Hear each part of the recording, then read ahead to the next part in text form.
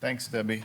I'm very pleased this morning it's a hard act to follow, but I think this is in the same vein of ending on a high note, to introduce Kendall Hussey from the Akin Gump firm.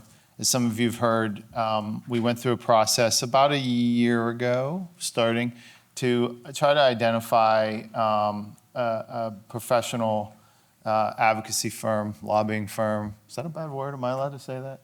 Yeah, okay. Being a lawyer, I figure it can't be worse than that, right? The lawyers are still, at the bottom of the pile there. But we went through a process. We talked to a number of firms. Referrals from a number of folks in the room here was very helpful. And Akin started out as a dream. If they're not the number one firm in that space, they're certainly in the top 2 or 3.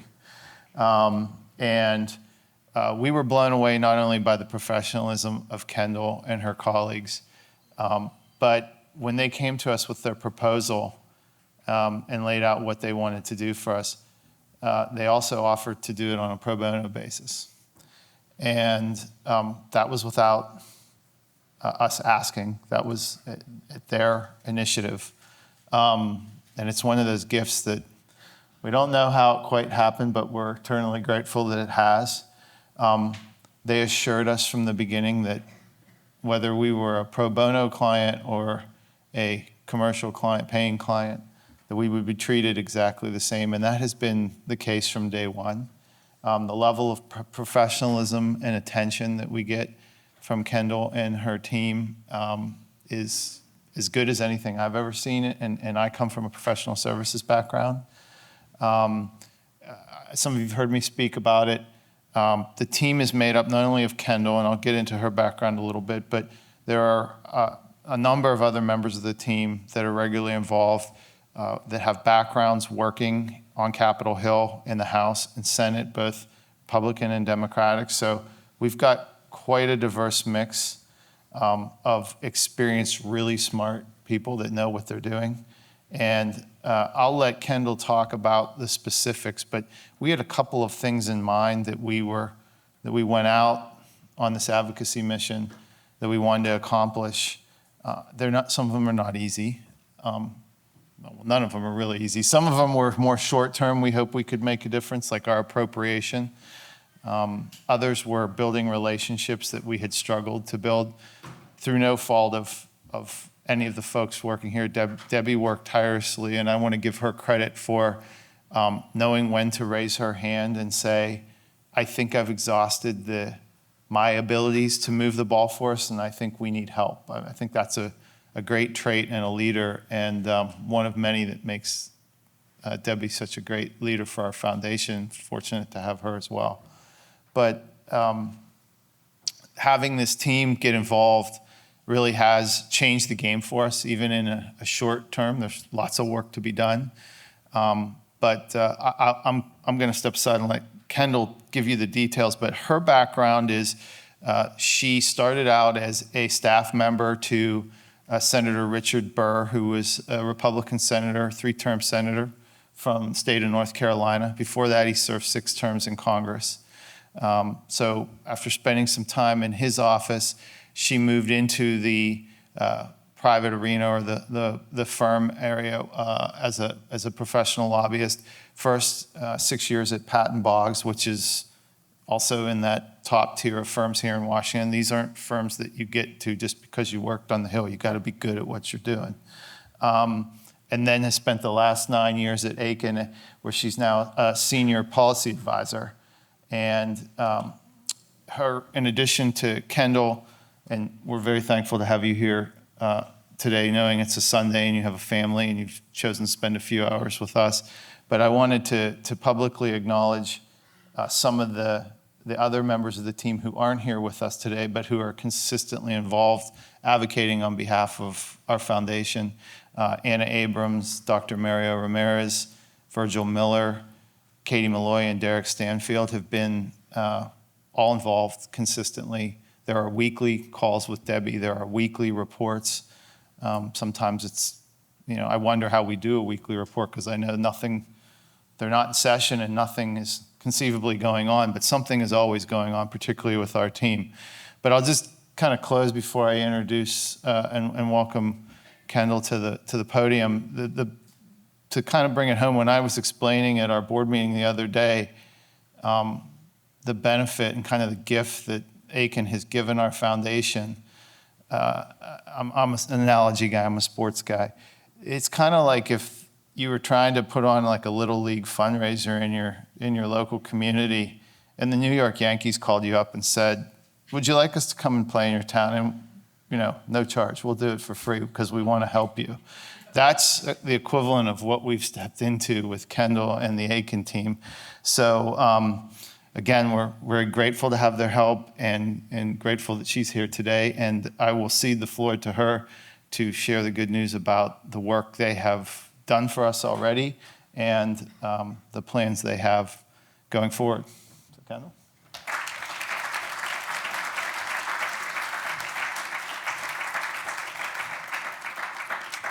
Good afternoon. Thank you very much for your kind words. It really is an absolute honor and privilege for Akin Gump to represent CJF. Pro bono, our pro bono clients are extremely important to us, and we value our time that we spent with Debbie, and she has spent a significant amount of time with us, really educating us on all things CJE to make our jobs easier. So Debbie and your team, thank you so much.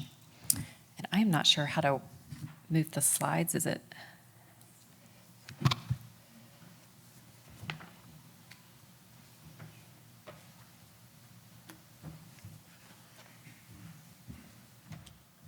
Just grab this and click right there.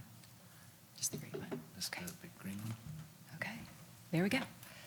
Okay, so here's our agenda today. I'll do a quick overview of Akin Gump. We'll do a recap of our work with Debbie, where we started in the fall of 2022. I will give you an update on how things have been going this year and what we've been advocating on, and then why it's important to go to Capitol Hill and meet with your legislators. So first of all, thank you to everyone who is willing to go up to the Hill tomorrow. I hope nobody's nervous. You really shouldn't be. These folks are just like us, and they're there to learn. And you're probably the smartest person in the room when it comes to CJD. So just know that going in. You know more than they do. Okay, so just a quick overview. We have a public law and policy team of more than 70 professionals.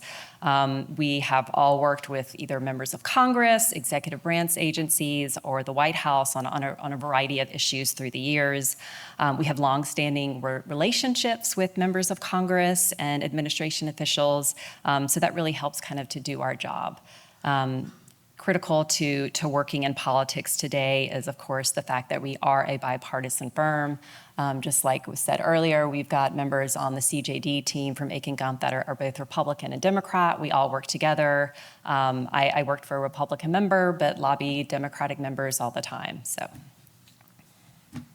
And this is the team who wanted me to say hi to everybody today, and sorry they can't be here. But it does include Dr. Mario, who is a practicing ER physician and former White House fellow. Virgil is a former chief of staff to a House Congressional Black Caucus member. And Anna has worked in the White House and is a former member to a senior senator and was a top official in the FDA. So we all bring a lot of really interesting experience and background to CJF. All right, so we'll go through some of our advocacy goals that Debbie kind of put out for us at the very beginning when we started working with her in 2022. So after our initial discussion, these were the objectives that she helped us identify, and this is what we set forth to do. The first one was adding prion disease, specifically mentioning CJD, to the definition of related dimensions under the NIH category Alzheimer's disease and related dimension, also known as ADRD.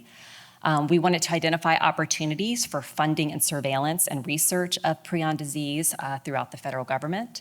And we wanted to preserve the funding that had been going to the CDC's Case Western University National Prion Disease Pathology Surveillance Center. And Debbie, I should say, had already laid some fantastic groundwork for us when we started working with CJDF. There was already some report language, really promising report language that had been released earlier in the year. But once meeting with Debbie, we realized we needed to make a few tweaks. It wasn't quite what we wanted to reach our goals.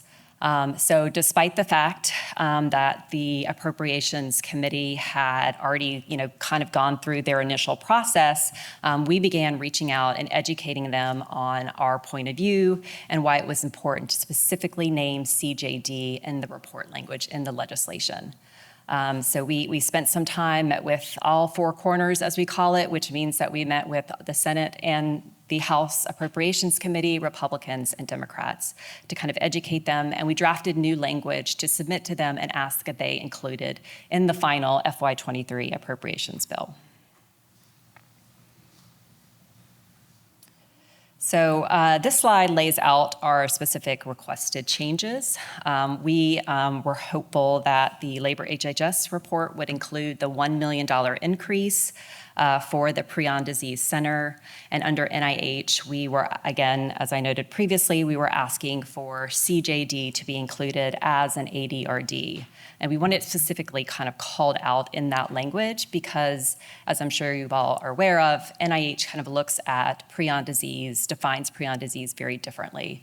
And our goal here was always to have this kind of integrated research with prion disease and some of the other neurological diseases like Alzheimer's and Parkinson's. So CJF advocated that CJD should be specifically mentioned as a prion disease. So we were so pleased to report that we had two key successes for CJDF last year. The FY23 Omnibus, which is a very large bill that often passes at the end of the year to keep the federal government running through the next fiscal year, did include, under the CDC language, did specifically mention prion disease. And it also bumped up the funding by $1 million. And this was the first time that had occurred in a while. So this was a really huge win. And again, I really don't want to take the credit because Debbie, you really did lay that groundwork and did such a great job of advocating before you had even started working with Akin Gump. But that report language, the fact that it says, including CJD, I cannot tell you how huge that is to be mentioned in a House report.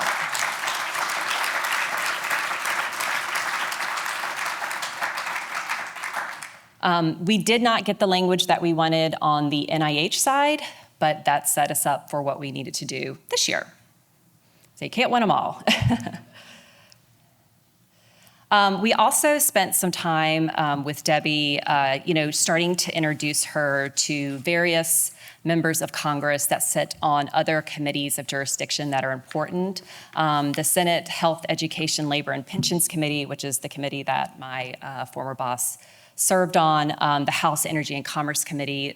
Those are committees of jurisdiction that consider CDC and NIH policy on a regular basis. They address rare disease issues. So we continue to do that with Debbie to meet with those members and develop relationships.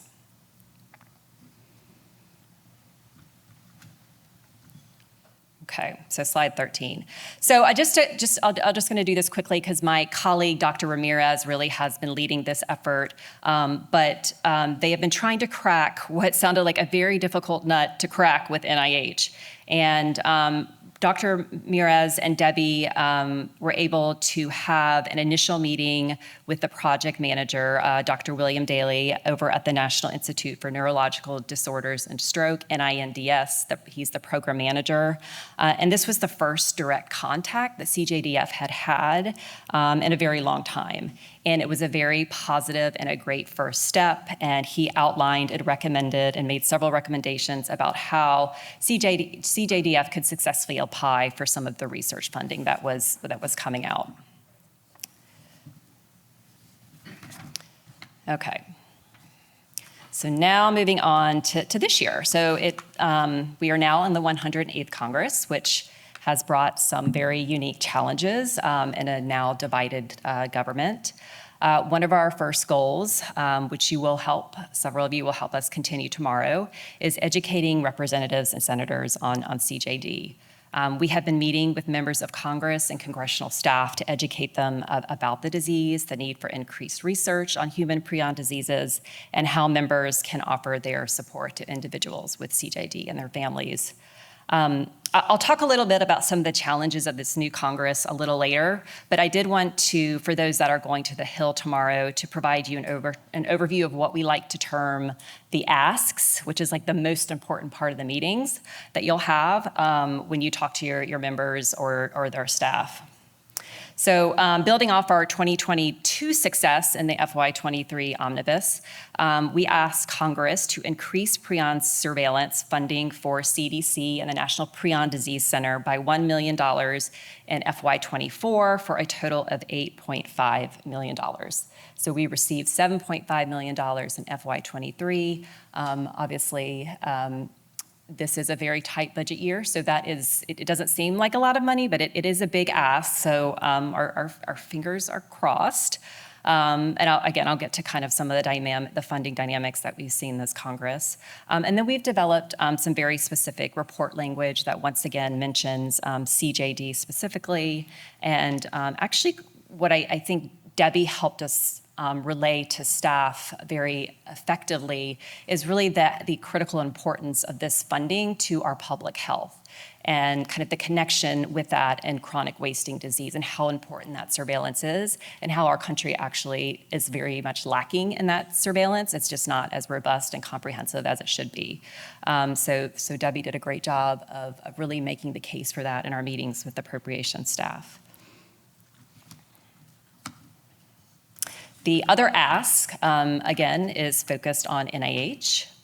We developed report language encouraging NIH to include CJD as a prion disease within the ADRD category.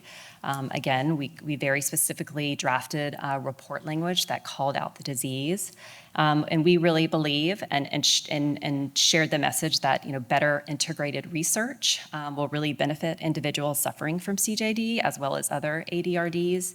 And we want Congress to encourage to more equitably distribute funding to research CJD and other prion diseases. Because there are so many similarities between ADRDs and prion disease, we can share that ADRDs have already benefited from prion disease research. So it's just fair, it's good government, it's transparent to open that up and allow prion disease, CJD, to be studied and receive some of that significant research funding that NIH has. So I am really actually excited about this ask. We helped draft a congressional resolution recognizing CJD Awareness Day, which is on November 12th of this year.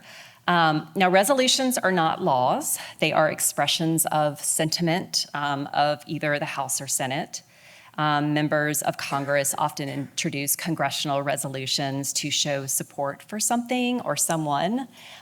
So it's not a huge lift because it's not technically signed into law, but the goal of these resolutions is they bring awareness to a disease. They will bring awareness to this disease.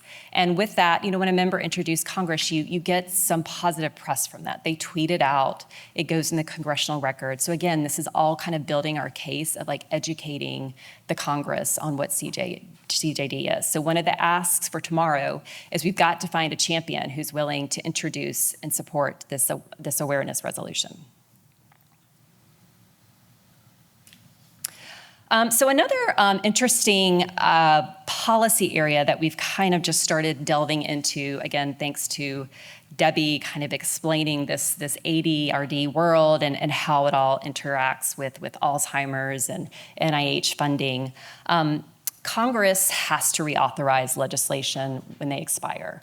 And the National Alzheimer's Project Act, known as the NAP Act, is up for reauthorization at the end of 2025. We've seen some movement already on the bill, which it's actually very rare for Congress to do things so in advance. So it was a little bit of an unusual move, but it caught our attention. And so if any of y'all have the opportunity to meet with a member from the House Energy and Commerce Committee or the Help Committee where this bill falls under their jurisdiction.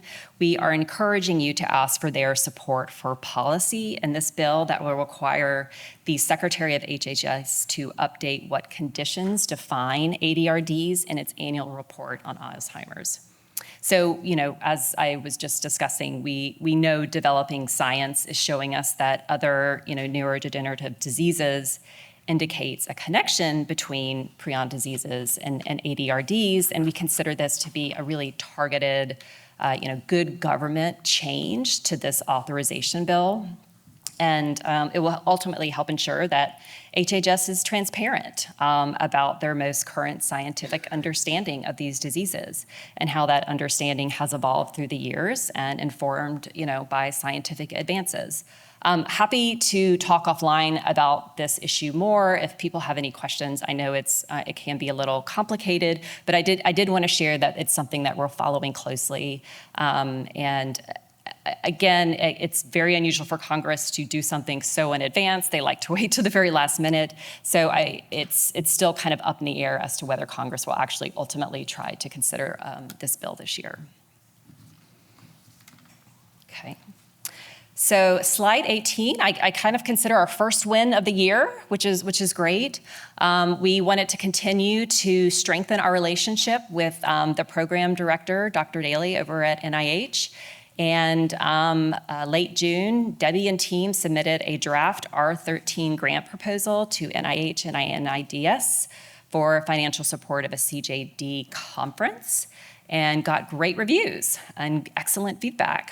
So we really feel like we've started a really promising, hopefully long-term relationship with Dr. Daly and his team. So with that proposal will come the full proposal later this summer, which Debbie, I'm sure you're working on. We want to see if the Ohio delegation will support a letter of support for the grant proposal. Members of Congress often do this for their constituents, where they will send support letters for a grant application. So if any folks are meeting with the Ohio delegation, that's who we're kind of targeting for this letter of support. Okay. So why is my job important? Or my job of helping you important? Meetings really are face-to-face meetings with your senators and representatives and their staff, of course, are really one of the best ways that you can kind of interact with elected officials. During these meetings, members of Congress and their aides, they hear your story directly, and they're able to gain a deeper, more personal kind of understanding of your issues. And I'm sure many of you, stepped away from your job or caring for your loved ones to come to DC, and it is a significant demonstration of the priority that you place on these issues and CJD to make members of Congress more aware and educate them about the disease. So the first step in successful advocacy is a positive working relationship with your representative and senator and their staff. And that's what you're going to start tomorrow. It sounds like, I know y'all been coming up for years and doing this, so some of you already may have those longstanding relationships, which is really great.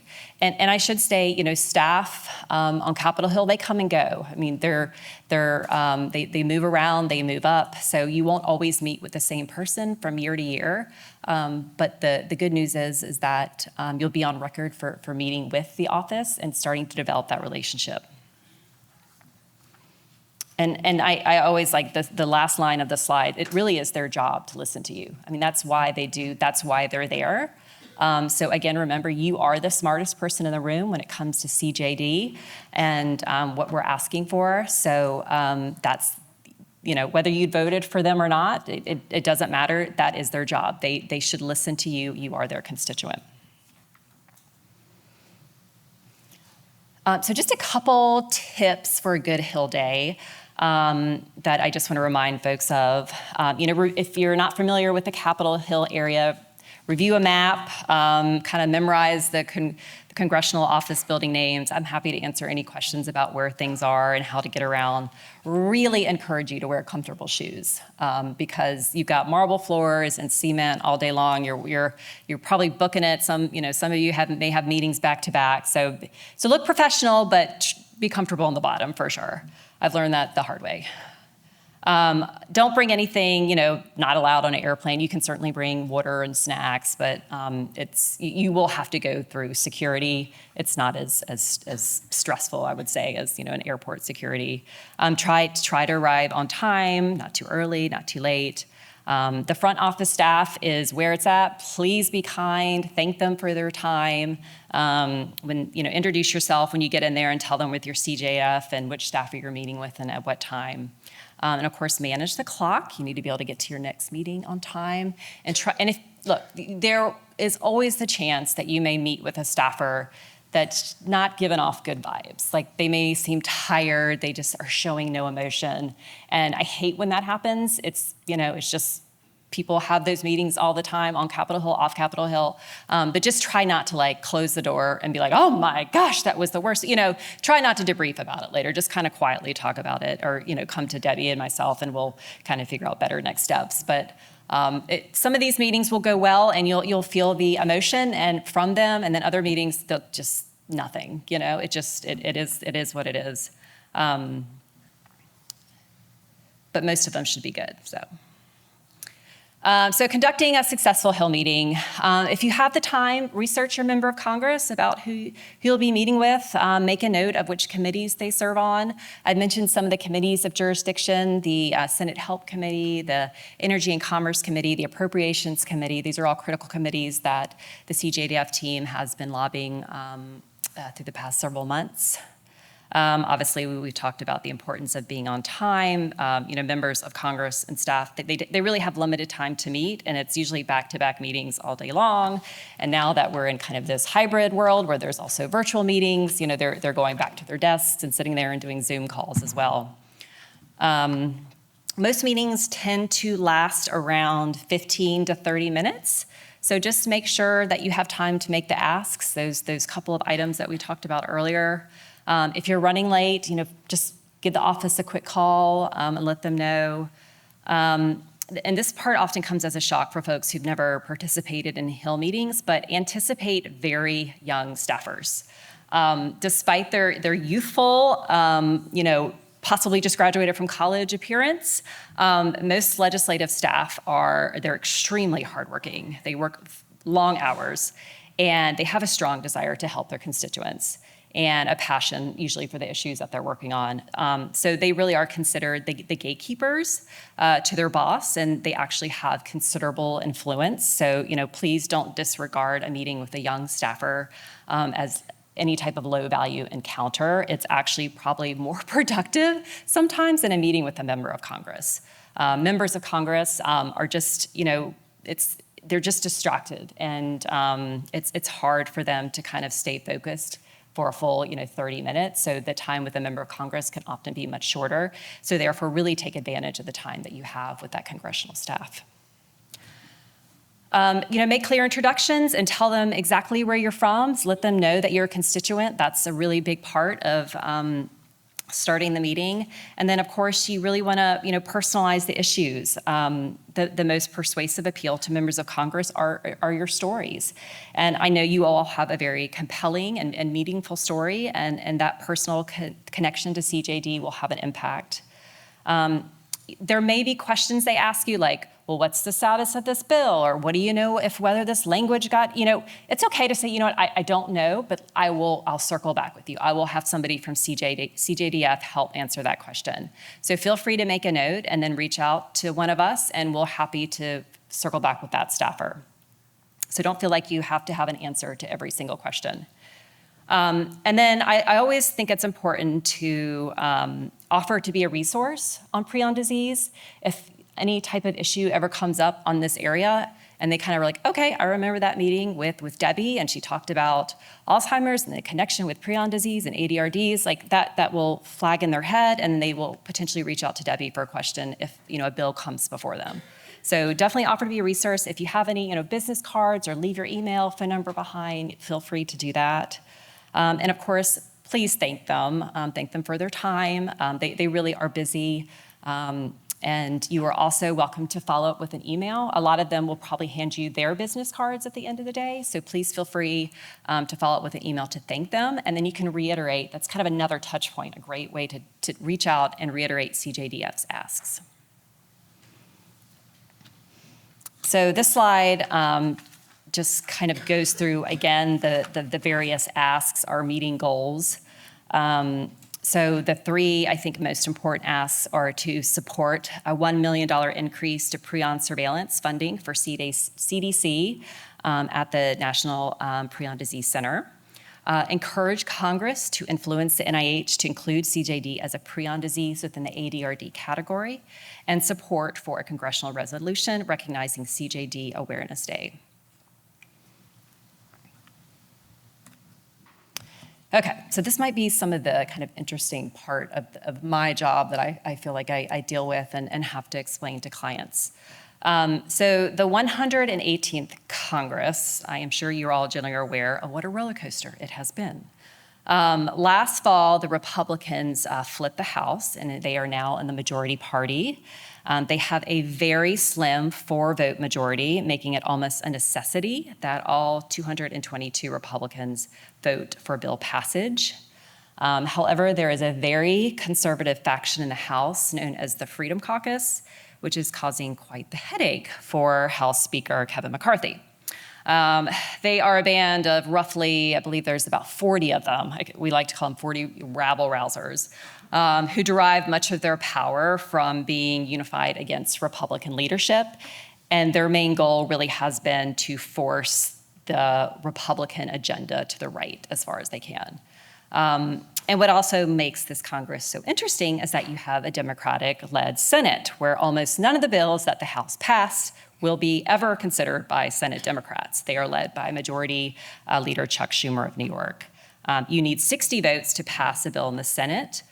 So with that Senate balance of power of 51 Democrats, 49 Republicans, you obviously need several Republicans to vote on a bill for passage, which means the majority of bills need to be bipartisan. And of course, you've got a Democratic president who is definitely not going to sign any bills that come through with only Republican support in the House. So it has been challenging, to say the least. And I do think we've had some promising bipartisan work that's occurred. I'm sure you all kind of watching around the debt ceiling debate, and obviously House Speaker McCarthy worked very closely with Biden to avert, what was going to be a very catastrophic federal debt default. But it has left the speaker kind of constantly looking over his shoulder at his very rebellious conservatives. And they have been very successful recently in actually shutting down all action on the House floor, which every year, Congress has several bills that they must pass, and it is drawing that out, and members are about to go away for like a 6-week recess in August, so it's going to make it very difficult to pass some of these must-pass legislations that have deadlines. But Congress likes to work on a deadline, so. I show you this slide, not to confuse you in any way or expect you to have the process memorized, but it does portray how kind of complicated and lengthy the appropriations process can be. And to be honest, much of the time, Congress actually does not even abide by this. It's been many years since they've gone through regular order. Last year was a perfect example. We never saw a budget resolution. Like, that's the first thing Congress is supposed to do. And then each House and Senate committee is supposed to pass all 12 appropriation bills. That also did not happen. So in order to avoid the government shutting down, Congress passes short-term stopgap funding bills known as continuing resolutions to keep the government open. I am sure one will occur this year. So when you head up to the Hill tomorrow, I just want you to know that both the House and Senate have begun considering and approving the 12 various appropriation bills through their respective committees. Like I noted, this is the first time this has happened in many years. You are meeting with your members of Congress kind of right in the middle of the appropriations process. Our hope is that our language will be included in the labor HHS bill. So that's the bill that funds CDC and NIH. We do not have a bill yet on the Senate side. They should mark that up in the coming days. The labor HH bill on the House side, we have bill text. But we, at the moment, do not have the report that accompanies the bill text, which is where we hope our language gets in. So I do not believe it will come out while you're up on the Hill. It will probably come out a little later this week. So it is still timely for you to go up to your legislators and ask for support for our appropriations request. So just a little bit more about the 108th congressional dynamics.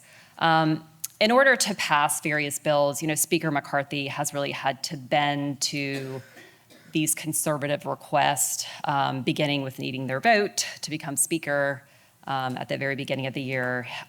He did make several concessions to them about the federal appropriations process.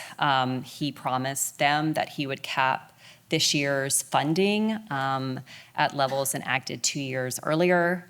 And the bipartisan debt ceiling bill that passed last month set funding levels, discretionary spending levels at slightly below FY23 levels. So this is obviously concerning for our $1 million increase that we're asking for the Prion Disease Center.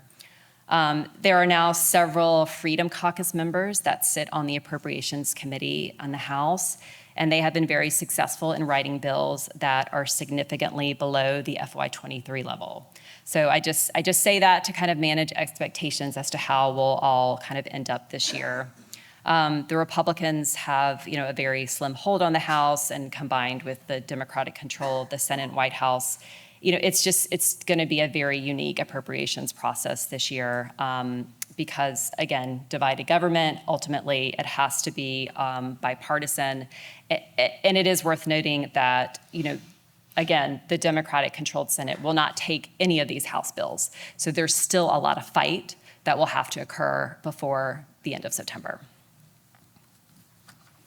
And I will just wrap up with my last slide. Don't forget to have fun. It really should be fun. You're doing an amazing thing. You're taking time off of your schedule, your work, stepping away from your loved ones. You really are an indispensable part of CJD, and your advocacy is really an important mechanism to make change. One of my favorite quotes comes from Thomas Jefferson, that government is the strongest of which every man feels himself a part. So I hope you feel a part of the democratic process tomorrow by advocating for CJD. You're shining a light on this disease, and you're acting as a catalyst for change. So thank you. We really appreciate you coming here, and I am happy to answer any questions. Okay, we'll do it after lunch.